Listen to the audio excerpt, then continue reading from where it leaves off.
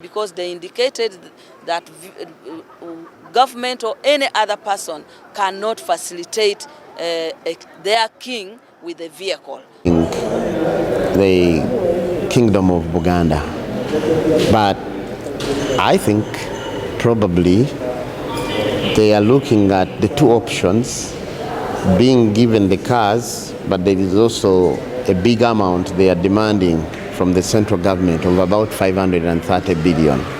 So I think they are comparing 530 billion and the 800 million worth of cars looking like a road deal.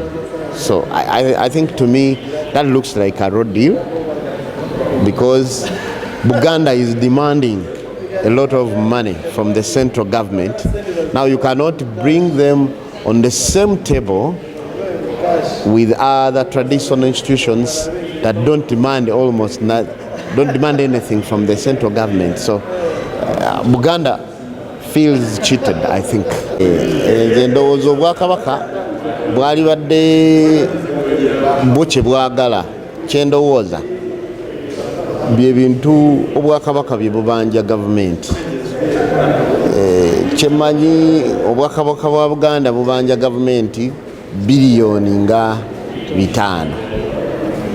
Kakati bujja nompe emmotoka eye miliyoni simanyi zabadde emmotoka ki era za sente mmeka miliyoni 8 nga nze nkubanja biliyoni 5 obeera nga ataddewo bakanyeebwa. Naye nze bwe mbanze nga bwe bagamba nyamantono kayana eri mu nkwawa lwakubanga tebasse yiyo.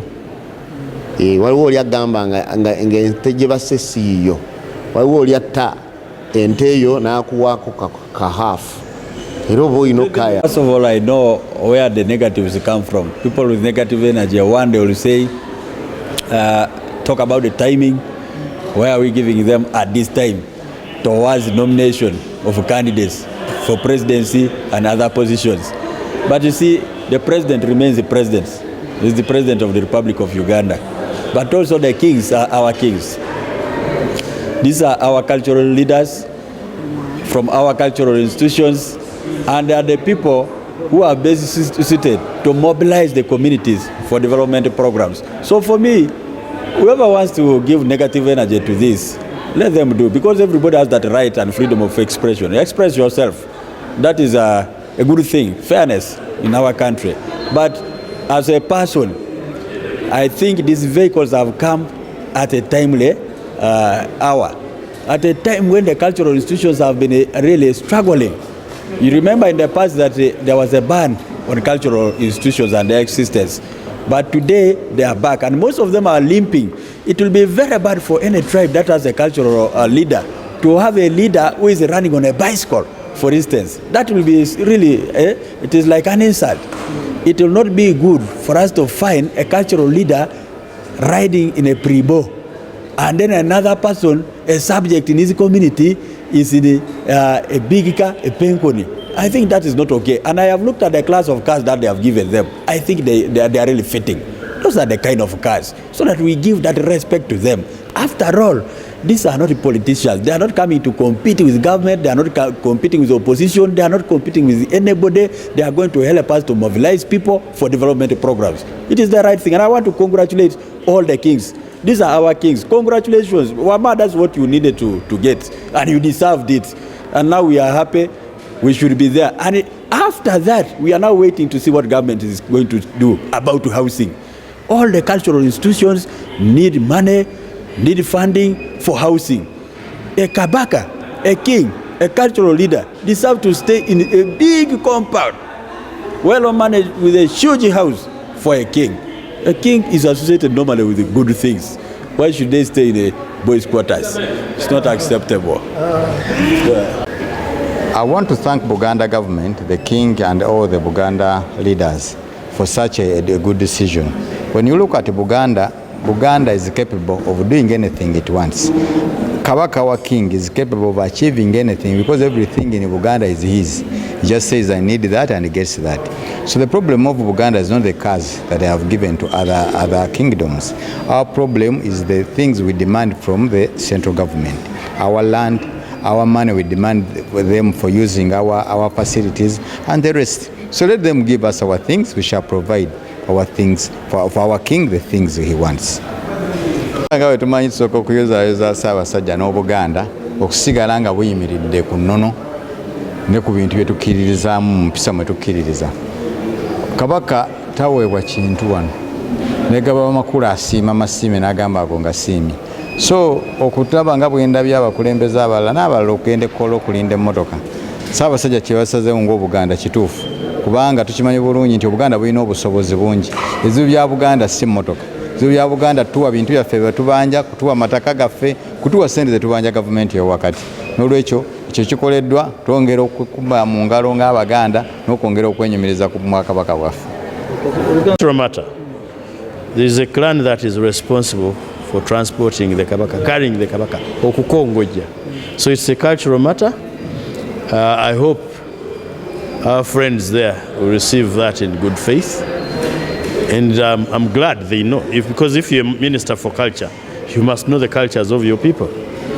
So they will find a way of dealing with that particular clan, because Museveni belongs to a different clan which is not responsible for carrying the king.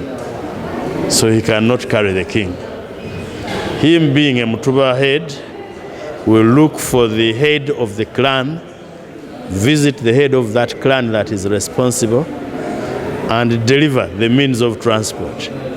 If I were him, I would lobby to do that. The other thing is that we are not needy. These cultural institutions are not needy.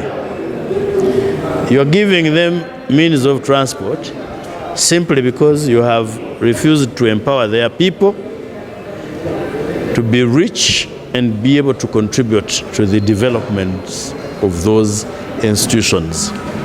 I think the right thing to do, but which is only done by wise men, is to empower the people themselves. The people will empower their kingdoms, not peanuts. No, there's something else. No, ensonga ya buwangwa nti Kabaka bakongojja mukongojje ayina abamukongojja ate abamukongojja omukadde w'entebe tava mu kika ekyo. Kati uyu omukadde w'entebe okumuwa emmotoka abanga amukongozze era ekyo kyandikontanye n'ennono zaffe. So mu kiseera ekituufu ndowooza nti omutaka avunaanyizibwa okukongojja Kabaka aliyita omukadde w'entebe n'agenda gy'ali n'atwala emmotoka eyo oba ensimbi ez'okugula emmotoka eyo. So era kyandibadde kimenya empisa y'ensi. Kati gagwa omuntu ow'enkebuka tosobola ate kgenda otwale emmotoka ekongojja Kabaka. So kitegeerekeka katulowooze nti bannaffe banakitegeera mu mwoyo mulungi, naye Museveni engeri gy'ali mukulu wa Mutuba amanye empisa z'Abaganda. Yatugamba ye muganda wo mu Lukoola yeddira nte ate abavunaanyizibwa ku ntambula za Kabaka ba Mbogo. So ajja kufuna obudde anoonye omukulu omutaka omukulu w'ekika ky'Embogo, ye ow'o Mutuba ayina okusitukira obutaka mutwalire ebirowoozo bye ku ntambula ya Kabaka. Yebale okuyamba abakulembeze abeetaaga emmotoka bwe baba nga ddala gye bali abazeetaaga. Naye nze ndowooza nti kyamagezi to empower their kingdoms, to empower their subjects, okubasobozesa okuyimirizaawo obwakabaka bwabwe obukulembeze bwabwe obw'ennono okusinga okubakasukiranga obubaasa. Omukadde oyo atujooze nnyo. Ambye empower ffe ne bw'atatuwa atusasule ze tumubanja. Naye nkuganze sirabanga mupangisa atasobola kuliisa beewuwe, atasobola kusasula mabanja ge, ate n'abanga akola donations ng'agaba. Ebiseera ebisinga omupangisa oyo nga talina ssente, mumulaba munaku talina mulimu, naye ng'agaba abeera mubbi.